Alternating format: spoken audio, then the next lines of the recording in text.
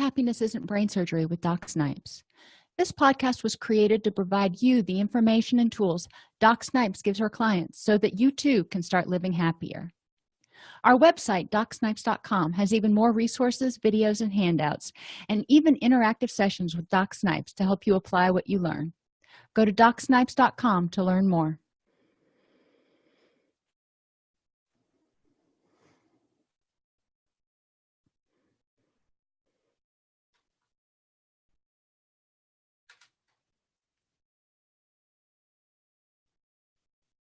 Hi, everybody, and welcome back to Happiness Isn't Brain Surgery with Doc Snipes, practical tools to improve your mood and quality of life.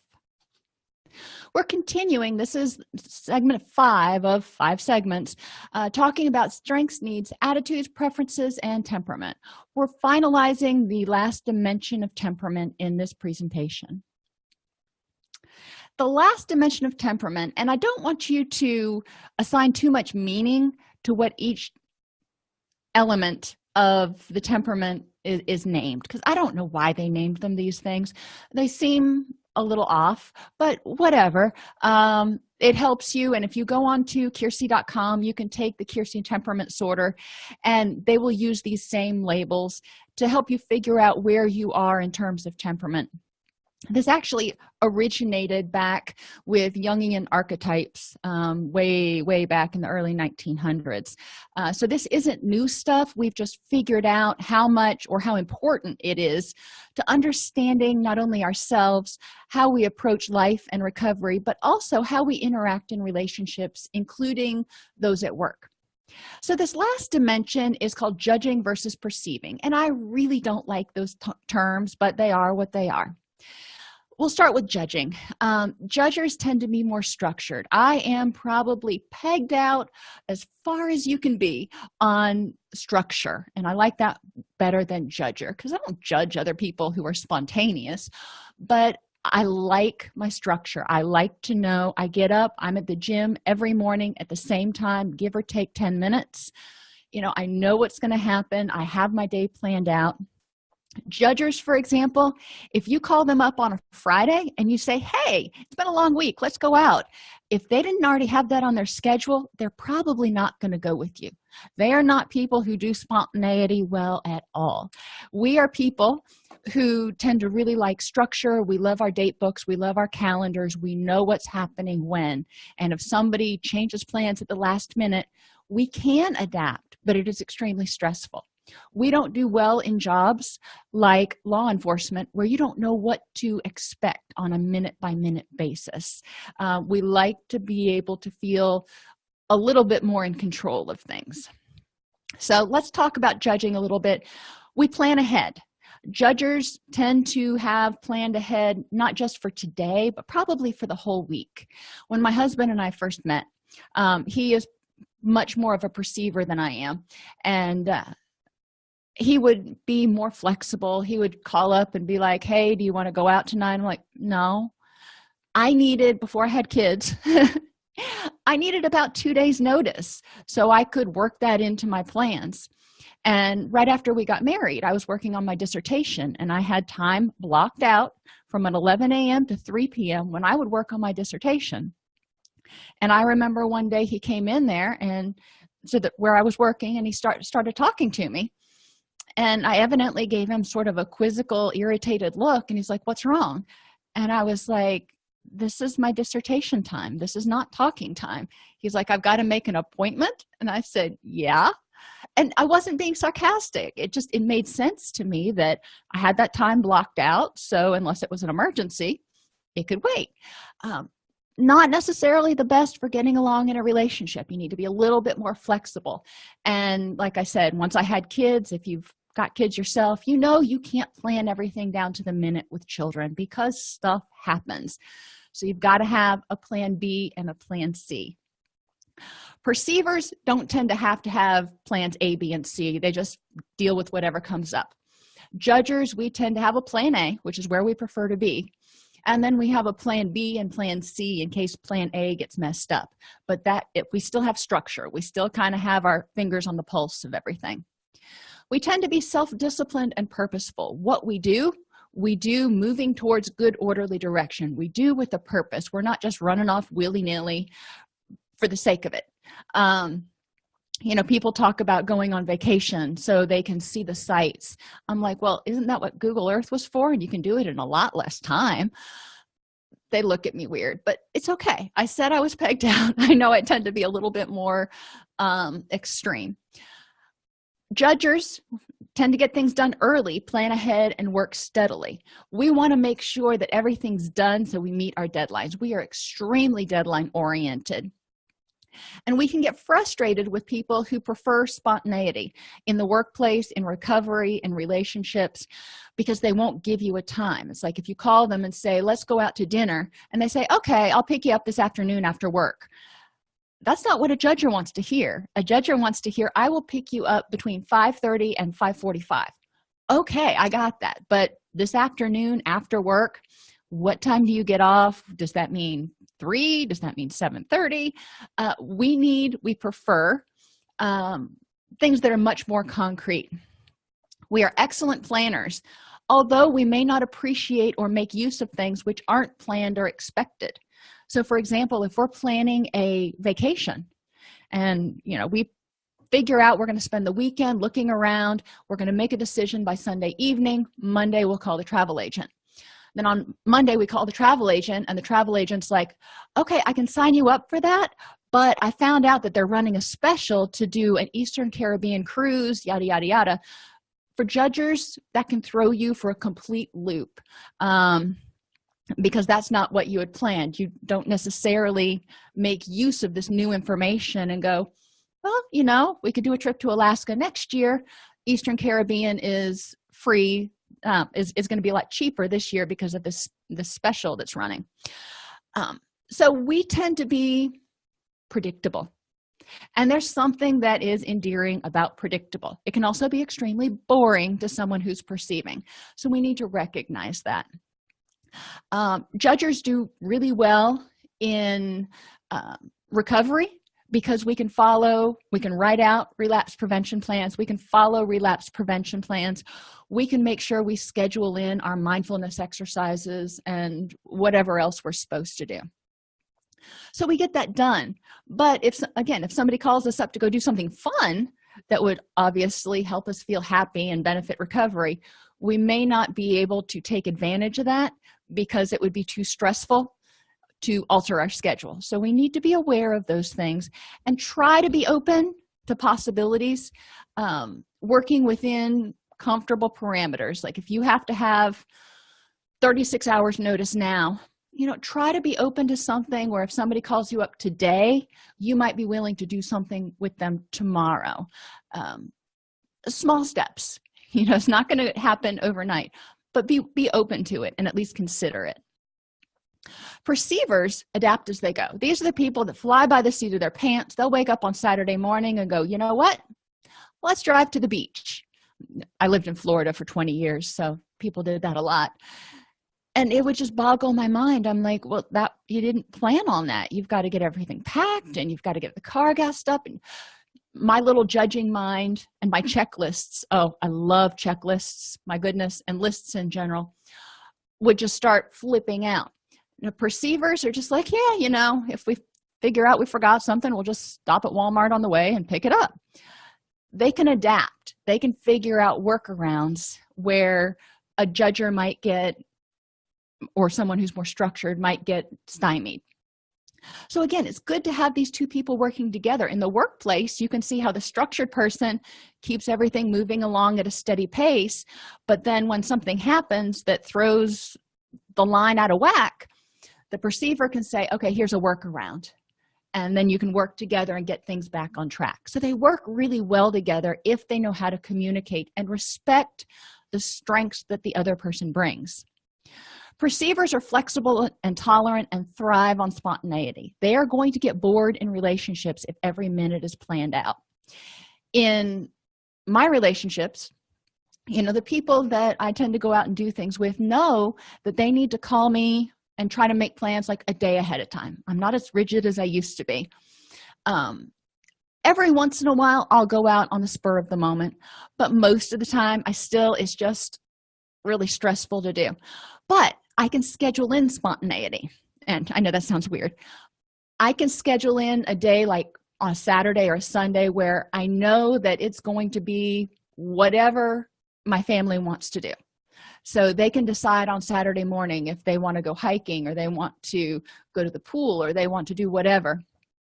It's not planned. I don't know exactly what we're going to do, but I do know that I am completely out of control of what happens from 8 a.m. Saturday morning until 6 p.m. Saturday evening. I can plan for that. I can put that in my date book, family time, and then we work from there. Perceivers tend to get things done at the last minute, depending on a spurt of energy. Now, as a former supervisor, when I worked with people who were perceivers, it would, drive me a little bit batty, because we would have an audit coming up, or, chart notes due, or something else, and they would be putting it off. I'll get it done later this week, and with no definite dates of when it would be done. And they would be staying late the night before the auditors got there to get their charts up to speed, or to do something at the last minute, getting ready for a meeting. Whereas I would have preferred to have them have it done 2 or 3 days ahead of time, so they could spot check it and make sure it was perfect. But understanding that they would get it done most of the time is important. And perceivers can benefit from judgers, because judgers can kind of nudge you along to make sure you get it done more often than not. Perceivers always want more information. Going back to that vacation, they would say, let me look at what kind of vacation options are out there this weekend, and then on Monday we can talk about it. And they may continue to look at vacation options for 2 more weeks and never actually make plans, and then all of a sudden you're 3 weeks out from vacation and you still don't have tickets to do anything. And that gets expensive. So perceivers may need a little bit of a structure, kick in the butt, from judgers to set a deadline. So, okay, at the end of the week, we need to figure out what we're going to do. As judgers, structured people, we want to give them enough time to try to get as much information. And we need to be open to the fact that if new information just drops in their lap, like the travel agent saying that they're running a special on this particular cruise, we need to be willing to take a breath and say, okay, let's add that into the pile. We're still going to make a decision today, but we can add that new bit of information in. Perceivers always think there's plenty of time. So they may get caught learning about how to do something and never actually get started. There's plenty of time to get that done. And then all of a sudden you're at the last minute. So they don't do really well on time management, but they are great actually at handling unplanned events and dealing with things that come up. They may not make the most effective choice, but they can roll with it. They're not going to miss a step if, something happens and their plans get messed up. So as judgers, we can benefit from the input or consult of perceivers, as perceivers can benefit from the structure imparted by judgers. When it comes to relationships and working together, understanding your different temperaments and trying to understand what makes each one less stressed. Perceivers get bored if they have too much structure. Judgers get stressed out if they don't have enough structure. So how can you make it work for both of you? So how do you figure out if somebody's a judger or a perceiver? If the person loves schedules, checklists, and protocols and manuals, they're probably a judger. If they prefer spontaneity and more the broad strokes, probably a perceiver. Do they get things done early, or are they, which is a judger, or are they waiting till the last minute, which is a perceiver? Now, if you've got kids, think about how this fits with your kids, with doing their chores, with doing their schoolwork. Do they get things done early, or do they wait till the very last minute? Does the person fail to make use of all the possibilities and struggle with unplanned events? So if plans change at the last minute, do they kind of get caught off guard, or do they just say, yeah, whatever? A judger will struggle with changes at the last minute. A perceiver will just kind of roll with it and go, okay, whatever. Understanding that's how you are. It's not better or worse. It's just how you are. Together, judges need to allow for some spontaneity. Schedule in spontaneous times where the spontaneous person can kind of be in control. Have coping skills to deal with plan changes, because life happens. One of my friends is going through a lot of different stressors right now, and she came home yesterday and found out that her son had appendicitis, and they're in the hospital now waiting for him to have surgery. Now, that's a huge plan change. She had to go to work, and she had laundry to do, and she had all this other stuff. But then, obviously her kid comes first. So it's really stressful, not only worrying about him, but figuring out how she's going to get everything else done. Judges need to appreciate perceivers' desire to explore, but also set guidelines, which we can respect spontaneity, and we can say, you know what, if you need some time to just go cut loose, more power to you. Have a guy's weekend, have a girl's weekend. We can also appreciate the fact that they need to have some time, even if it's with us, that they can be more spontaneous and everything's not planned down to the nth degree. That's going to be up to the two of you to negotiate. Perceivers need to plan spontaneity if they're in a relationship with a judger, so they know that, okay, I've got to go by the schedules during the week, but on Saturdays and Sundays, or maybe just Saturdays, I get to set the tone and set the pace and make the plans. Perceivers generally in recovery, in relationships, in work, need to have a general schedule, because you're probably going to be working with or around people who are more structured. When I start to do relapse prevention plans, judges love to have things. They write out which meetings they're going to go to, which times, and how they're going to do it, and if they can't get to that meeting, what their backup plan is. I mean, they've got it down. Perceivers would go batty if they had their life scheduled that much. With a perceiver, you say something like you need to go to 90 meetings in 90 days, and encourage them to figure out a little bit ahead of time what that's going to look like. For regular tasks like doing laundry and shopping and all that stuff, a weekly to-do list may be as much structure as they can really embrace and be happy with and not feel oppressed. And that's okay. We have one on our refrigerator that I have lists of things that need to be done this week. So the kids can go, and when they finish their chores, they can find something that needs to be knocked off. And perceivers also need to be willing at some point to stop researching and taking in new information and make a decision or get started on the project, because there's so much information, especially with the internet, that you can get stuck in this never-ending learning phase where you never actually move forward and try to implement the project. In recovery, judges need a backup plan for when their recovery activities fall through. So if you can't get to your meeting because your kid is sick, or you can't get to your group or your therapy appointment for some reason, what's your backup plan? Do you have books that you can read? Do you have online meetings that you can go to? What can you do so you don't feel like you're just spinning around in circles? Judges can benefit from being willing to explore possibilities and reopen their recovery plan at some point to include new things. So if your recovery plan, for example, was written and it was 100% 12-step, and then you start learning about dialectical behavior therapy and mindfulness, you might choose to reopen your recovery plan and start integrating some of that, or at least be willing to consider it. Judges are excellent at helping perceivers create relapse prevention plans, because perceivers tend to miss the details. They say, I'm going to do 90 meetings in 90 days, and then they start getting caught up with work and school and family stuff and everything else, and they start missing meetings because they're not paying attention to the details and the structure. So perceivers need a plan, and again, like I said, a weekly list can work. So you want to do 7 meetings in 7 days. They can benefit from a judge's insistence on getting started. So somebody's keeping tabs and going, come on, you need to move on to the next step. You need to start writing your autobiography. Even if you don't finish it, bring me the first page. Perceivers are excellent at helping judges handle unplanned events. So if all of a sudden something goes topsy-turvy, a perceiver can say, all right, well, let's make lemonade.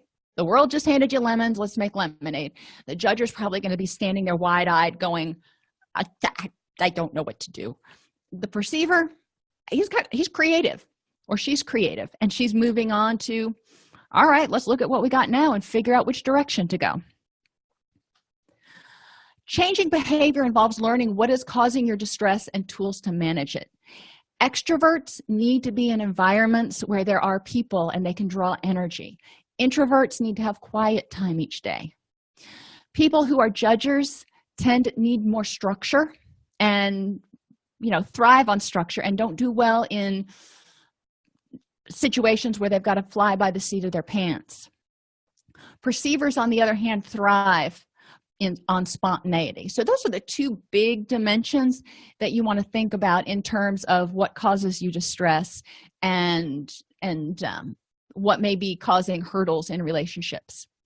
Effective change involves maximizing your strengths, considering your needs and motivations. What is it that you need? We want a lot of things, but in order to be happy, in order to reach your goal of happiness, whatever you think you can achieve in the next 6 months, what do you need to have happen right now?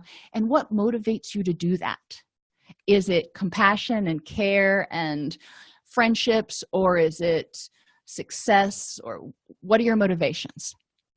Address your attitudes that may be keeping you stuck, keeping you depressed, keeping you anxious, like always feeling like the sky is getting ready to fall, the other shoe is getting ready to drop, or seeing the negative in everything. Think about Eeyore from Winnie the Pooh.